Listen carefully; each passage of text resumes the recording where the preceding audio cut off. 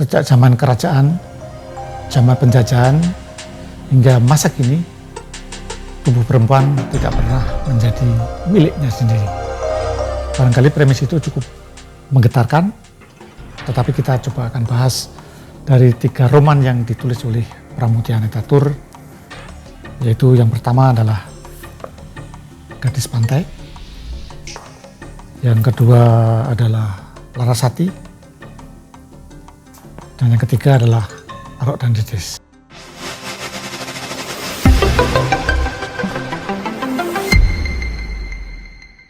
Sebelum mulai, saya akan menunjukkan lukisan dengan teknik charcoal drawing yang saya buat untuk dedikasi saya kepada Om Pram. Baik, yang pertama kita akan bahas soal roman Gadis Pantai. Dalam roman ini dikisahkan gadis pantai adalah memang seorang gadis pantai, dan kita sampai akhir juga kita tidak tahu namanya siapa. Dia berasal dari keluarga miskin, tapi bisa dikatakan cukup cantik di antara perempuan-perempuan yang lain. Dari kecantikannya itu membuat orang kaya yang ada di situ, bendoro, santri, untuk menikah, bukan menikah secara resmi, tapi sebagai nikah siri ya. Nah, dalam perjalanan hidupnya barangkali kita bisa melihat proses perjalanan dari orang miskin kemudian menjadi orang kaya, tetapi ada satu ironi bagi si gadis pantai. Jadi karena dia dinikahi secara siri, maka ketika dia melahirkan anak, tragedi terjadi karena kemudian dia dibuang dan si bendoro menikah lagi dengan istri sah dan dia terlunta-lunta. Dari roman ini kita bisa belajar beberapa hal. Yang pertama tentang feodalisme, kemudian status yang tidak setara antara orang miskin dan orang kaya, dan yang lebih penting gadis pantai kehilangan identitas karena dia tidak punya nama. Roman yang ditulis oleh Pramudia Anantatur ini boleh dikatakan tenang, dingin, namun kejam.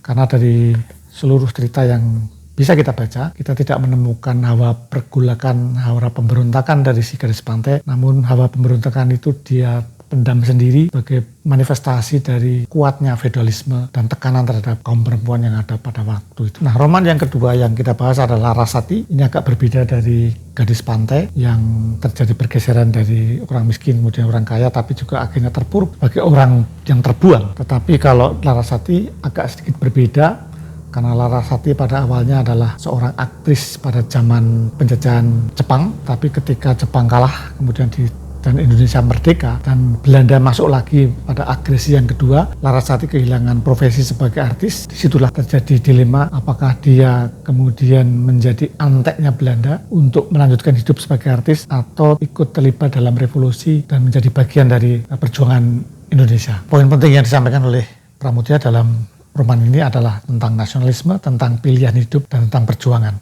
Berbeda dengan Gadis Pantai, pilihan yang diambil oleh Larasati dalam posisi sadar dan dia memiliki pilihan, namun demikian tetap dalam gungkungan eksploitasi kekuasaan yang lebih besar daripada dirinya. Nah, roman yang ketiga adalah Arok Dedes. Barangkali kalau kita bisa bandingkan dari versi-versi kisah Ken Arok, banyak sekali mitos-mitos yang beredar, termasuk bagaimana Empu Gandring, lalu kekuatan Arok yang luar biasa dan sebagainya. Namun Pramudia Anantatur tidak menjelaskan itu, tapi dia lebih memotret liku-liku intrik-intrik politik yang dilakukan oleh Ken Arok dalam meraih kekuasaan. Poin diskusi kita kali ini terkait dengan perempuan tadi, Gadis Pantai dan Larasati, maka Arok dan Dedes dalam roman ini lebih menjelaskan bagaimana posisi Dedes dalam roman ini, meskipun dia cukup terpandang dan memiliki posisi sebagai permaisuri, namun demikian keberadaan Dedes tetap hanya sebagai alat legitimasi kekuasaan yang dipakai oleh Ken Arok. Poin penting yang dibahas pada roman ini adalah soal intrik politik, dan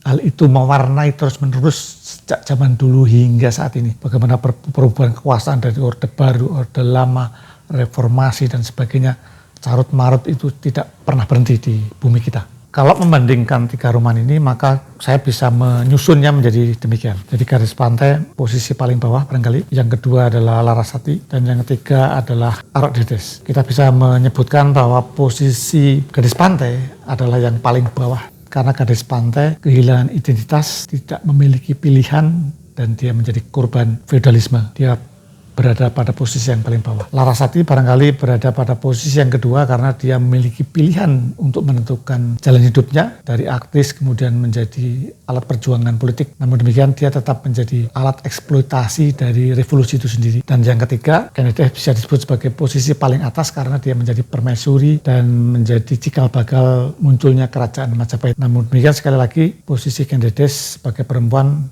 hanya sebagai alat legitimasi kekuasaan yang dipakai oleh Ken Arok. Demikian barangkali ringkasan singkat dari 3 roman yang ditulis oleh Om Pram. Terima kasih, sampai jumpa pada diskusi buku-buku berisi berikutnya.